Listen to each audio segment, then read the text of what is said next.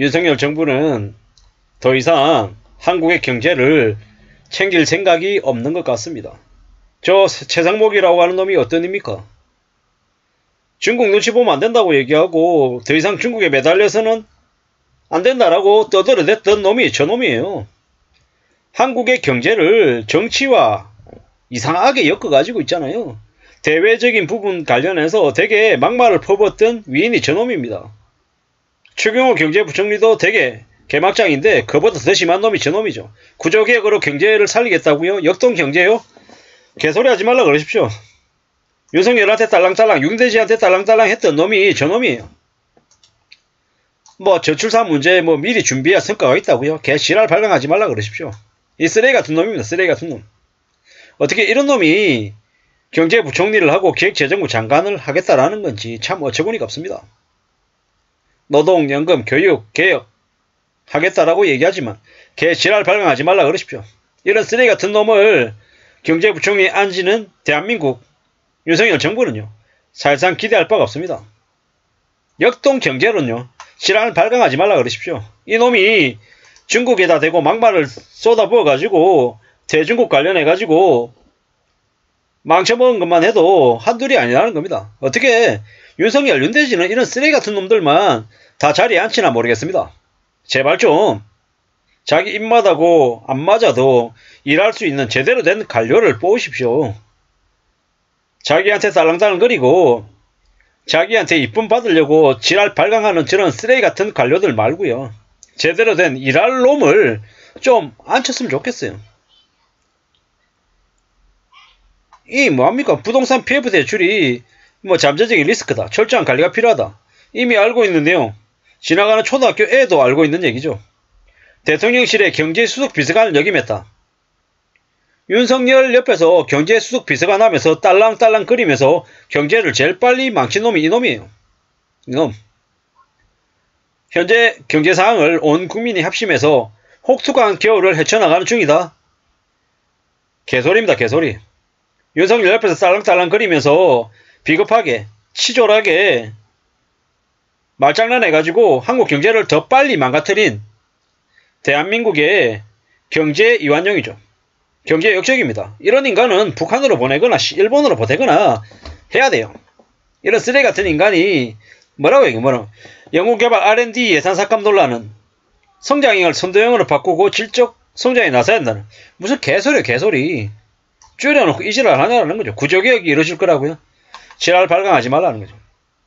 보유세 완화하고 공급 확대를 축으로 하는 부동산 정책 기조에 계속 유지할 거다.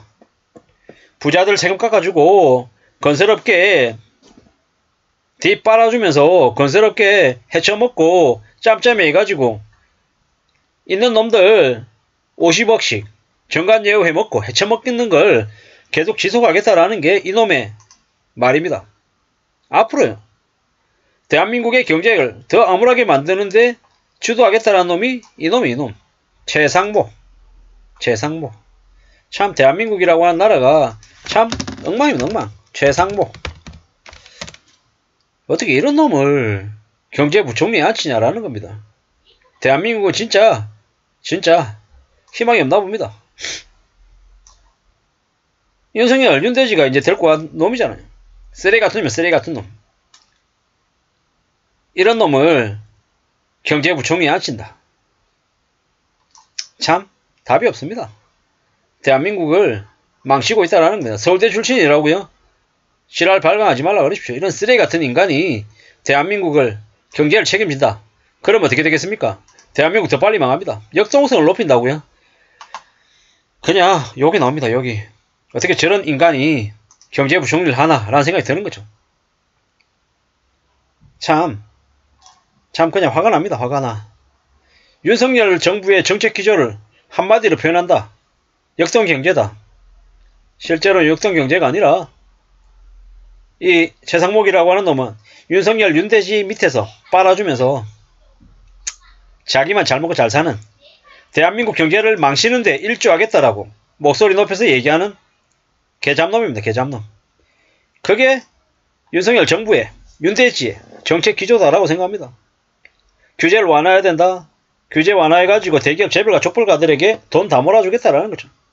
교육계획이 필요하다? 지랄 발령하지 말라 그럽시오. 고물가 고금리 장기화로 인생이 어렵다? 이걸 제대로 안 챙긴 이들이 저놈들이죠. 최상목, 추경호 이런 놈들요. 시장 중심의 혁신이 양질의 일자리를 창출한다. 시장에 다 맡겨가지고 대기업들, 재벌들, 족벌가들만 잘 먹고 잘 살고 중소업체들이나 서민들 다 뒤지라 이거죠. 체감물가 고려해서 민생 안정에 주력하겠다. 그냥 말장난. 물가 대책. 시간이 좀 걸리겠지만은 뭐 구조적인 노력도 병행해야 된다. 아이 그냥 화가 납니다. 화가 나. 이런 쓰레기 같은 놈요. 뭐 PF 대출 관련해서 위험한데 매주 상인식 공유하고 있다. 지랄하지 말라는 거죠. 종합부동산세 완화하고 있는 정책 기조 유지한다. 뭐 결국에는 개막장이라는 거죠. 어처구니가 없습니다. 어처구니가 없어. 앞으로 이놈이 이제